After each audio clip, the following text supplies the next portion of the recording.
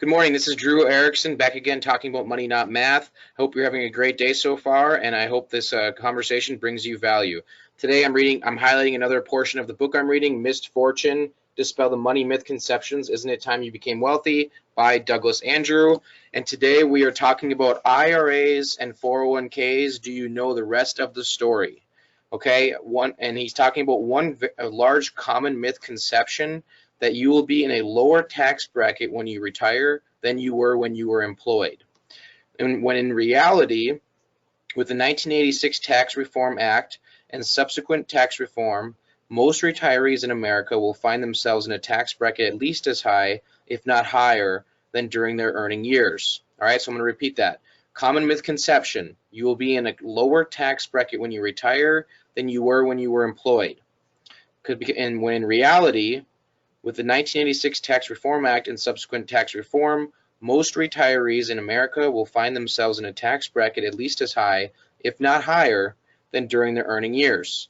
Okay, so a couple of examples. I'm not going to read the whole chapter to you by any means, but I want to highlight a couple of the points he made. So first, he says in 1989, U.S. News and World Report published an article written by Leo Widener entitled, How Congress is Peddling IRA and 401k Snake Oil.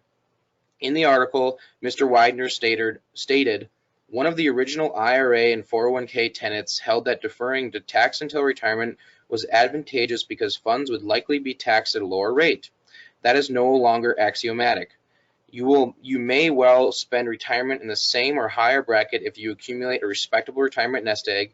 In fact, tax rates will likely rise in the future to cover budget deficits. So my question is, why postpone the inevitable and compound the tax problem?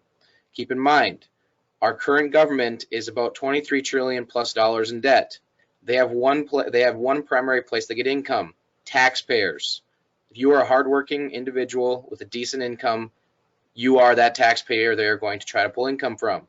So, do you think it's more likely they increase or decrease the amount of taxes they're going to try to get from you in the future, based off of their deficit and spending issues?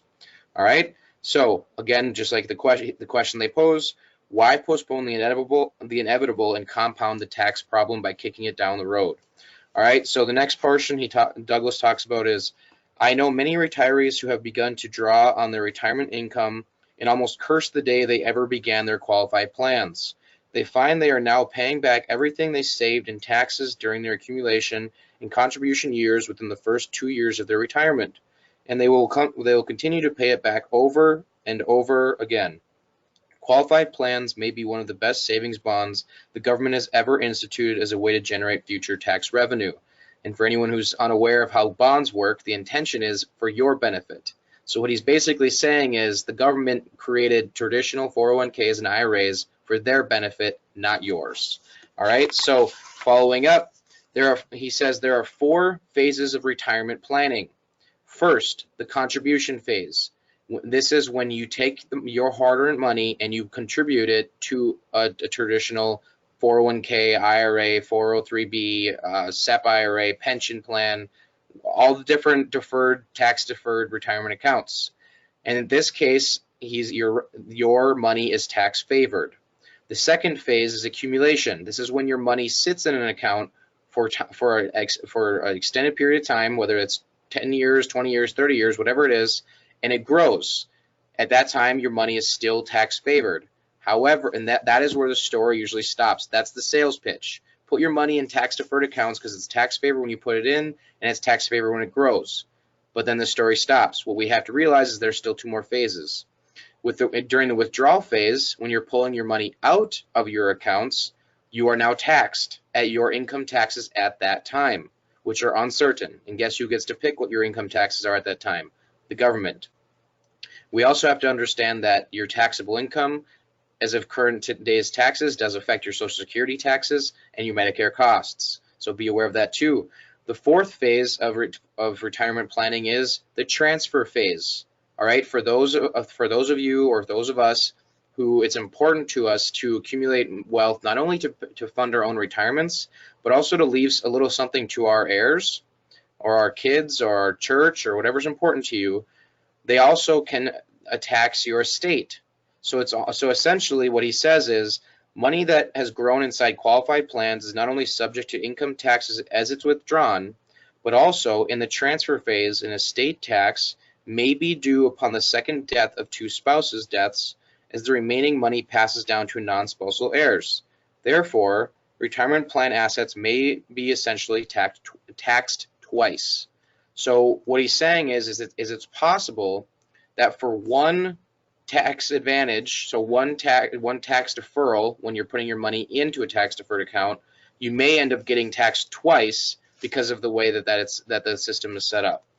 Okay, so basically what he says is, he goes into a long excerpt that I'm not going to cover the whole thing, but he says tax deferred accounts end up being an open season for the government, because they essentially get to pick how much of your money they want to keep and how much of your money they want to give back to you based off their financial needs at that time. So overall, ask yourself, what do you believe from a tax perspective? If you're not 100% sure, have a conversation with someone, but don't just do what everyone else is doing just because everyone else is doing it. It doesn't mean it's always the right thing to do, right? So have a conversation, do some research, ask some questions, and to figure out for yourself what makes the most sense. Does it make more sense to defer the tax, hope your income is lower in retirement, which means you may not have the retirement you wanted to have, or end up paying income on your taxes in retirement plus potentially an in-state tax? Or does it make more sense to save in an after-tax way so that you don't have to kick it down the road, don't worry about what the government does, and you just know whatever's in your account when you decide to retire is yours to keep? All right, so again, this is Drew Erickson talking about money, not math, and talking about the whole story when it comes to your IRAs and 401ks, utilizing the book I'm reading. Please let me know what you thought by responding, commenting, or however works best for you to reach out.